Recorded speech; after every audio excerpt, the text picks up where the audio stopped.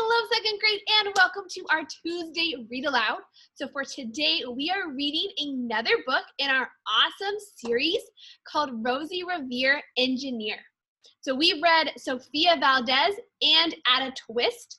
So this is another book all about following your dreams. So let's get started.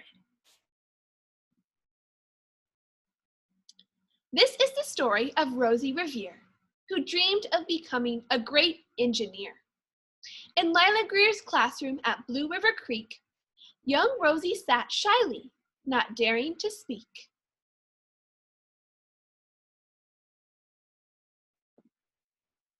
But when no one saw her, she peeked in the trash for treasures to add to her engineer's stash. And late night, Rosie rolled up her sleeves and built in her hideaway under the eaves. Alone in her attic, the moon high above, dear Rosie made gadgets and gizmos she loved. And when she grew sleepy, she hid her machines far under the bed where they'd never be seen.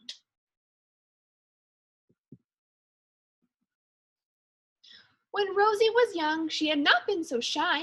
She worked with her hair swooping over one eye and made fine inventions for uncles and aunts, a hot dog dispenser and helium pants.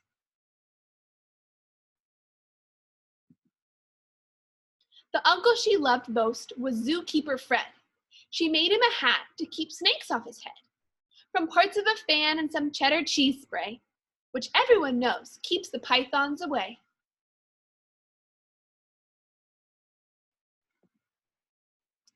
And when it was finished, young Rosie was proud, but Fred slapped his knee and chuckled out loud. He laughed till he wheezed and his eyes filled with tears, all to the horrors of Rosie Revere, who stood there embarrassed, perplexed, and dismayed. She looked at the cheese hat and then looked away. I love it, Fred hooted. Oh, truly I do. But Rosie Revere knew that could not be true. She stuck the cheese hat on the back of her shelf, and after that day, kept her dreams to herself.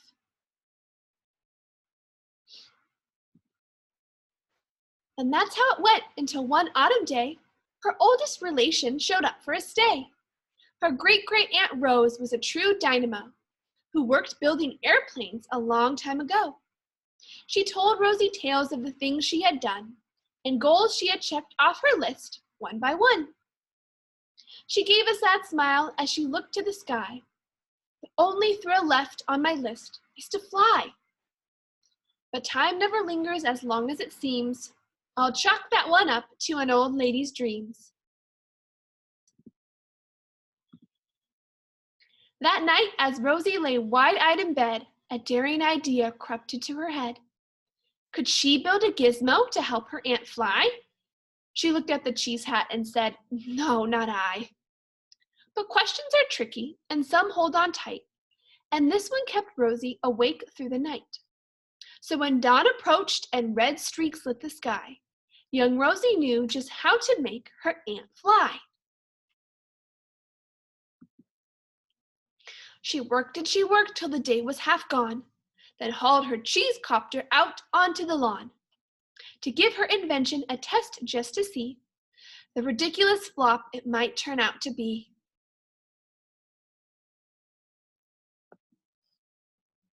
Strapped onto the cockpit, she flipped on the switch.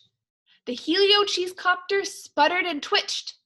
It floated a moment and whirled round and then froze for a heartbeat and crashed to the ground. Then Rosie heard laughter and turned round to see the old woman laughing and slapping her knee. She laughed till she wheezed and eyes filled with tears, all to the horror of Rosie Revere, who thought, oh no, never, not ever again will I try to build something to sputter or spin, or build with a lever, a switch, or a gear, and never will I be a great engineer.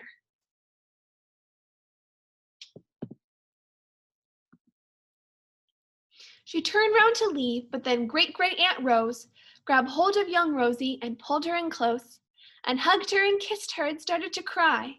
You did it, hooray, it's the first perfect try. That great flop is over, it's time for the next. Young Rosie was baffled, embarrassed, perplexed. I failed, said dear Rosie. It's just made of trash. Didn't you see? The cheese copter crashed. Yes, said her great aunt, it crashed, that is true. But first it did just what it needed to do. But before it crashed, Rosie, before that, it flew.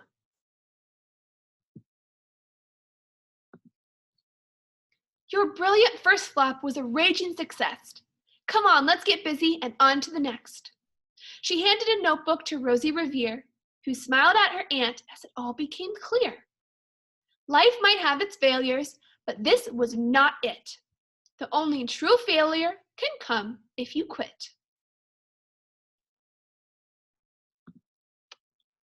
They worked till the sun sneaked away to its bed. Aunt Rose tied her headscarf around Rosie's head and sent her to sleep with a smile ear to ear, to dream the bold dreams of a great engineer.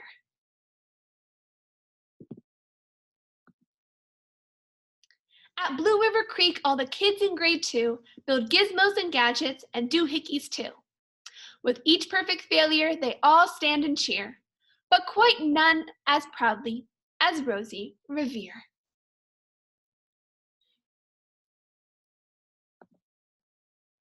The end. I hope you loved that next book in our series. You can see over here, it's called The Questionnaires. All of them are on a quest and they're asking a bunch of questions about what they can accomplish in this awesome world. So Super Scholars, stretch it out, move your bodies back and forth so you can keep it going with your awesome schoolwork.